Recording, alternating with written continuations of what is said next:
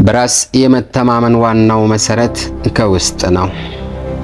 አንዲት ወጣት ሴት ልጅ ከተማ ውስጥ ከእናቷ ጋር በጣም በችግር ይኖሩ ነበር። የልጅቱ አባት ገና በሕፃንነቷ ስለሞተ እናት ሴት ልጇን በከፍተኛ ችግር አሳደገቻት።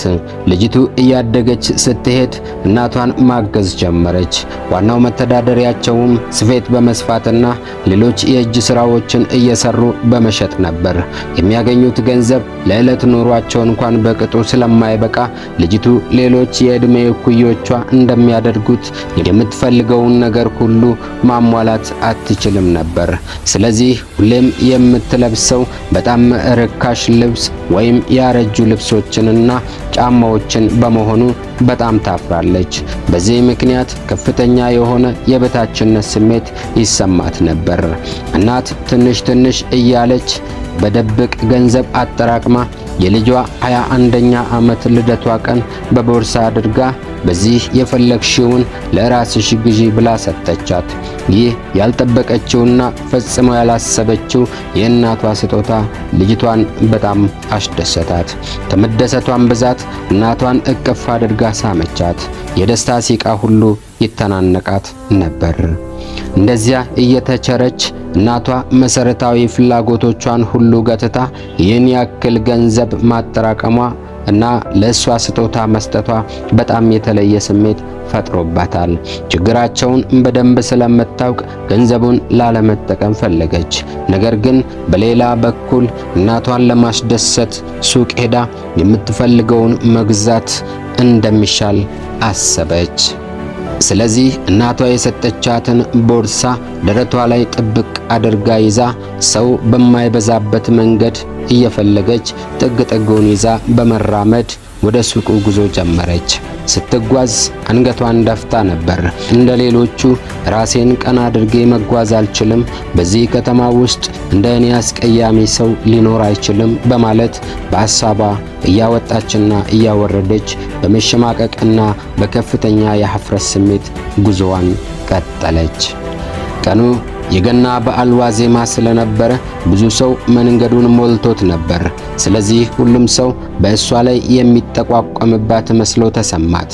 መንገድ ላይ አንድ በልቧ የምታፈቅረው እና የምታደንቀው ወጣት አይታ ዛሬ የገናን በዓል አስመልክቶ ከተማ ውስጥ በሚካሄደው የዳንስ ምሽት ላይ አብራው የምትደንስ ሴት እንዴት የታደለች ናት በማለት አሰበች።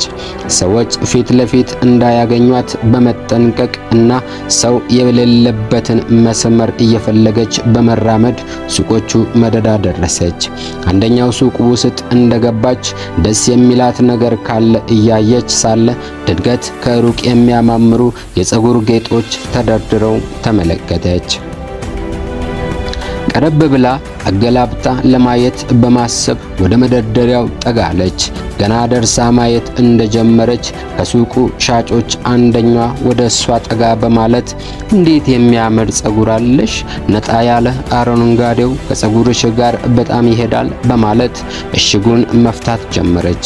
ልጅቷ ግን ዋጋውን ስታይ ከያዘችው ገንዘብ ብዙውን እንደሚወስድ ተገነዘበች። ከዚያም ይህንን መግዛት የሚያስችል አቅም የለኝም አለቻት ለሱቅ ሻጯ።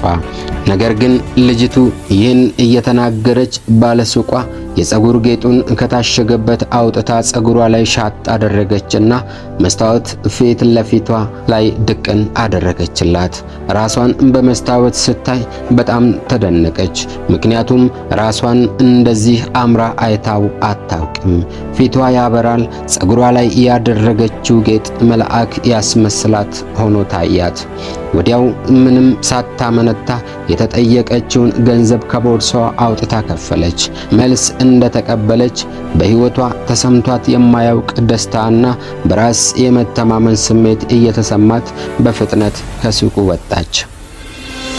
በፍጥነት እየወጣች እያለ ወደ ሱቁ ይገባ ከነበረ ሸምገል ያለ ሰው ጋር ተጋጨች።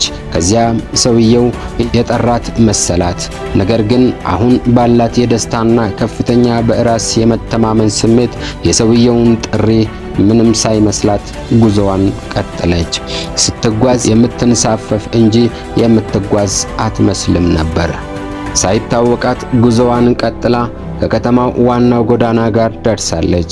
ሁሉም ሰው ከየአቅጣጫው በማድነቅ ወደ እሷ ሲያይና ሲያፈጥባት አየች። አንዳንዶቹ እዚህ ከተማ ውስጥ እንደዚች አይነት ቆንጆ ልጅ መኖሩን አላውቅም ነበር እያሉ እርስ በርሳቸው ሲጨዋወቱ ትሰማለች።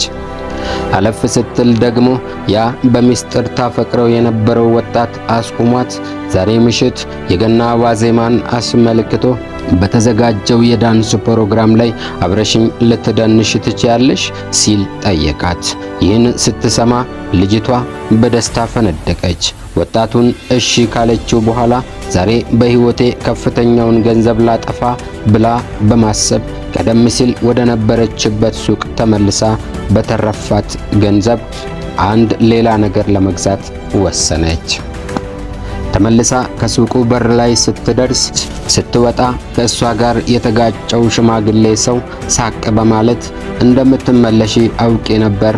ቀደም ከእኔ ጋር ስትጋጭ የፀጉር ጌጥሽ ወደቀና ስጠራሽ ስላልሰማሽኝ ጉዞሽን ቀጠልሽ። የፀጉር ጌጥሽ መጥፋቱን ስታውቂ ትመለሻለሽ ብዬ ስላሰብኩኝ እስካሁን እየጠበቅኩሽ ነበር አላት። ለካስ ለልጅቱ ከፍተኛ ልዩነት የፈጠረው አዲስ ያገኘችው በራስ መተማመን እንጂ የገዛችው የፀጉር ጌጥ አልነበረም። መጀመሪያ ወደ ሱቁ ስትገባ እና ስትወጣ ምንም ልዩነት አልነበራትም። ነገር ግን ወልቆ በወደቀው የፀጉር ጌጥ ምክንያት የገነባችው በራስ መተማመን በማንነቷ ላይ ከፍተኛ ለውጥ አምጥቷል።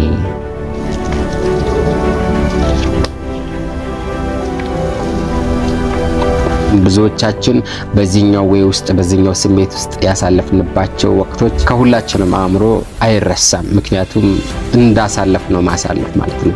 ለምሳሌ እኔ 12 ዓመታትን በጎዳና ህይወት ውስጥ አሳልፌ ከወጣው በኋላ ወደ ማህበረሰቡ ሲቀላቀል የመጀመሪያው የከበደኝ ነገር ቆንጆ አይደለሁም፣ ሰዎች አይወዱኝም፣ ሰዎች ይጠሉኛል፣ እኔ ትምህርት አልተማርኩም፣ መሀይብ ነኝ የመሳሰሉ የወረዱ አመለካከቶችን ራሴ ላይ እናገር አውጅ ነበርና ስለዚህ ያ የተናገርኳቸው ቃላቶች ደግሞ እውነትም ህይወቴ ላይ እየሰሩ መጡ ማለት ነው።